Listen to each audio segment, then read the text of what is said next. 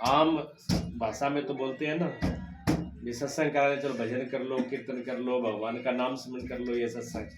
सत्संग ये शुरुआत है, लेकिन सत्संग की ये भाषा पूर्ण नहीं है, परिभाषा पूर्ण नहीं है। परिपूर्ण परिभाषा तो परमात्मा का रूप हो जाना ही है, वही सत्संग है। एक महापुरुष ने एक बहुत सुंदर सत्संग के परिभाषा में बोला था, कहते किसी भी आघात से सत्य की तरफ मुड़ जाना सत्संग है। आगे बात समझ, किसी भी आघात से सत्य की तरफ मुड़ जाना सत्संग है। बात पल्ला पड़ेगी ना पड़ी तो यही मैं कहना चाह रहा हूँ भी, ये मत सोचना भी मैं बोलना ना बोलने अच्छा होगा बुरा होगा, ऐसा कुछ नहीं।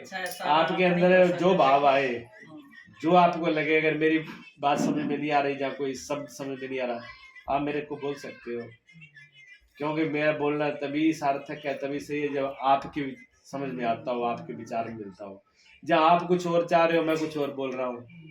अच्छा, किसी को लगी हो प्यास और उसको कहेंगे रोटी खा लो, वो प्यासा मर रहा है, तो जब प्यास लगी होगी तो रोटी से काम नहीं चलेगा, और रोटी किसी काम की भी नहीं फिर। और प्यास से बुझी यार, भूख लगी हुई है और प्यास उसको है नहीं, उसको जबरदस्ती का शरबत पी ले, क्या फायदा, उसको भोजन की जरूरत है। इसी प्रकार आप जो कोई शंका हो, भजन करते हैं, ध्यान करते हैं, साधना करते हैं, या जिस रास्ते में चल रहे हैं उसमें कोई उलझन हो, तो वो संतों से, महापुरुषों से वो ही हल कराई जाती है। ये नहीं हो तो संसार की बातें अलग होती है, संसार की बातें ये हो गया, वो हो गया, घाटा नफा, ये तो ऐसे है, ऐसी है, ऐसे ही रहेगा। संसार ना तो कभी पूरा हुआ, ना कोई कर पाया, ना होगा। भगवान कृष्ण जैसे भी आके कोई पूरे नहीं कर पाए, हमारी आपकी कोई औकात कोई औकात नहीं है। ये मन में से निकाल दो कि हम काम पूरा करके जाएंगे। संकेत कैसे आ जाते हैं? जैसे रात को मैं सोची रही थी कि मैं आज सत्संग जाऊंगी, कल मैं हिसार में थी, अचानक मैं चढ़ गई, रात रुकना था मेरे को। रात को मुझे सत्संग रात में मैं पूरी संतों में बैठी थी। बहुत बार मेरा आधा ऐसा निकल जाता है, हमारे गुरु के साथ लग रहे हैं, वो गुरु जी की सत्संग में बैठी हूँ, कभी हमारे भोले बाबा की सत्संग में बैठी हूँ, तो ये आज्ञा का संकेत है। ये संकेत तो जब कोई इस रास्ते पर चलता है, देखो जिस रास्ते पे जो चलता है उन्हीं की चीजें उनको ध्यान में आती हैं, उन्हीं के सपने आते हैं। सत्यों का सपना आना, सत्संग का सपना आना, या भगवान का सपना आना, वो तो भक्ति के रास्ते पे चलेगा तो आएगा। ये तो संसारों के संसार को तो संसार की दुनिया बहुत आएगी, वो भाग्यशाली है। समझो भक्ति की शुरुआत है, ये कनिष्ठ भक्ति होती है, उत्तम नहीं है ये उत्तम भी नहीं है, मतलब ये भक्ति की शुरुआत है, ये भक्ति की शुरुआत है। अगर सपने के अंदर भगवान के दर्शन होने लगे, सत्संग में भी, हाँ, तो ये भक्ति की शुरुआत होगी। भले कितने भी लगे, सबरी माई जो थी 10,000 वर्ष तक, इतना साल तो मिलेगा ही, ठीक है ना, इतनी मतलब उनके अंदर वो भाव देखो उनकी, कहने का मतलब आप जितना मिला बचपन से लेकर के और पूरी उम्र अगर हम उसमें लगा रहे हैं तो बड़ी बात है। कोई आदमी क्या करता है, बचपन तो भक्ति के लिए थोड़ी होते, ज्यादातर ही होता है, सब घरों में होता है। मेरी बात करो तो मैं तो बचपन में संन्यास ले लिया, मैं तो बचपन में मैंने संन्यास ले लिया, इतनी बुद्धि अकल परमात्मा ने दे दी थी। नहीं तो न तो ये दिमाग में आता है, ना कोई लेने देता है। अगर बच्चा भी कहे ना भजन करूं, बैठ के ध्यान करूं, तो क्या अभी बुढ़ा हो गया क्या, ये काम तो बुढ़ों के है। अच्छा, बुढ़ों के क्या काम, बुढ़ों के कुछ होता है? नहीं होता। जो काम बचपन में और जवानी में करे, बुढ़ापे में वही होता है। नहीं तो बुढ़ापा में की कोई ठंडा डाल है। क्या दादी सिरो खावे, क्या सिरो बनाएगा, दादी को जी तो घड़ो करा कर लिया, पोता फटाफट पर दादी नाड़िया करना वही होगी, चढ़ी होगी जब क्या दादी क्या माऊ का दादी तो सिरो को खावा नाड़ लादी। अब मन में सोच की रहेगी जी तो घड़ो ही करो, पर नाड़ देखो आ लगी, फिर भजन में आ नहीं होती, भजन में भी ना ही होती है। मन तो होता है, भाव भी होता है, विभक्ति करें। कौन आदमी ऐसा है जो भगवान को नहीं चाहता? भगवान का मतलब आनंद। ऐसा कौन सा जीव होगा जो आनंद को ना चाहता हो? ऐसा कौन सा जीव होगा जो प्रेम को ना चाहता हो? ऐसा कौन सा जीव है जो सदा के लिए दुख की निवृत्ति ना चाहता भी मेरे जिंदगी में कोई दुख आए ही नहीं, ऐसा कोई जीव है। वो तो नहीं चाहते, लेकिन क्या बोलते हैं छोटी छोटी छोरियां, अभी हमारा तो भजन करने का टाइम नहीं है, तुम्हारा टाइम आ लिया। मैं कहा भाई क्या पता किसी का आए ना आए, लेकिन छोटी छोटी छोरियां। ये बात ध्रुव जी से कही गई थी, 5 वर्ष के थे ध्रुव जी, तो उनको समझाया कि बेटा तू तो अभी बच्चा हो, छोटा सा हो, ये तो जो बड़े बड़े हो जाते हैं उम्र में और सब काम कर लेते हैं, उनके लिए ये भगवान का रास्ता, भक्ति का, जंगल का रास्ता होता है, और तुम 5 वर्ष की उम्र में जंगल में जा रहे हो।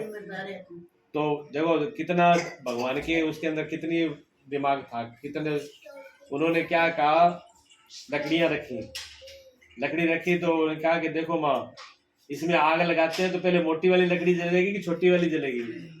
छोटी आग लगेगी जल्दी। कहते मैं तो छोटा हूँ ना, पहले मैं मेरा नंबर आएगा। हाँ, मैं बड़ों का नंबर आए ना, छोटों का नंबर आएगा, इसलिए कोई भरोसा है, मैं तो अभी से उसी रास्ते पे जा रहा हूँ। तो काल के सामने किसका नंबर आए, कौन छोटा कौन मोटा है? काल के सामने ना तो कोई बड़ा है ना कोई छोटा है, और काल गिनती करता है कि आप कितने साल जी लिए, कोई गिनती नहीं करेगा। उसके सामने तो जो आ गया बढ़िया है, खुश है वो उसमें। और जिसने बचपन में ना किया हो उसके लिए भक्ति बहुत औखी है, क्योंकि जो हमारे संस्कार बन जाते हैं ना, जो हृदय में संस्कार बन गए वही भाव में आएंगे, वही सपने में आएंगे, वही जब बैठेंगे ध्यान करने में तो ध्यान में फिर वही आएंगे। हाँ, ये बचपन में किया आपने, बचपन में भक्ति किया ना, छोटी भक्ति लागी में, अगर माता जी छोटी से भक्ति में न लगे होते तो अभी ना तो सपने आते भगवान के, और ना ही इनमें रुचि होती, और ना ही आपको दर्शन होते। संतों के दर्शन होना तो मनुष्य का बिना हरि कृपा में मिले नहीं संता, अब भाव रोष मोह हनुमंता।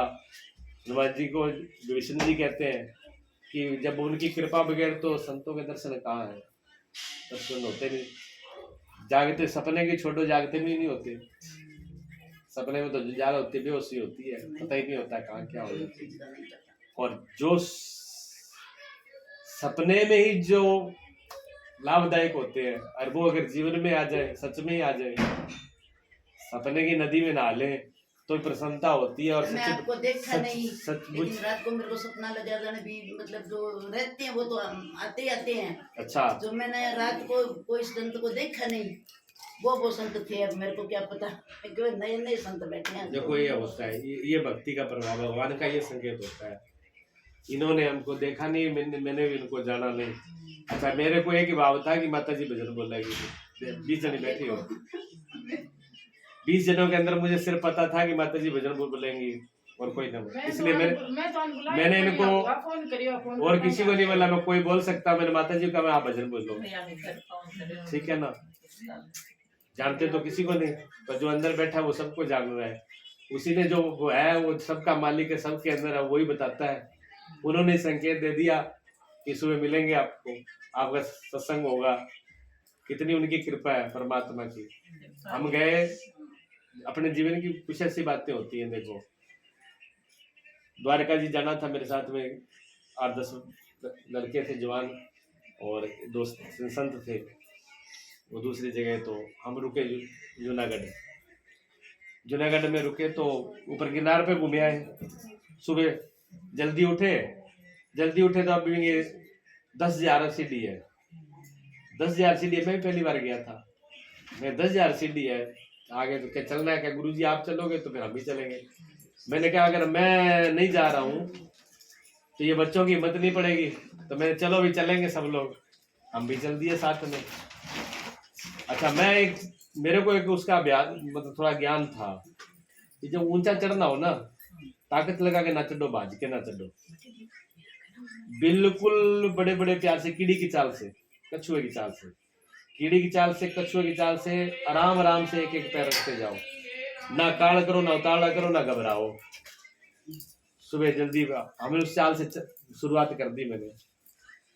अब मैं 10,000 सीढ़ी पर एक बार भी कहीं रुका नहीं, मैं सीधा ऊपर गया, दर्शन किए और वापस आ गया। जब मैं लौट के आ रहा तो मेरे जितने साथ में जवान लड़के थे वो आधी दूर में थे, मैं वापस आ गया था जाके।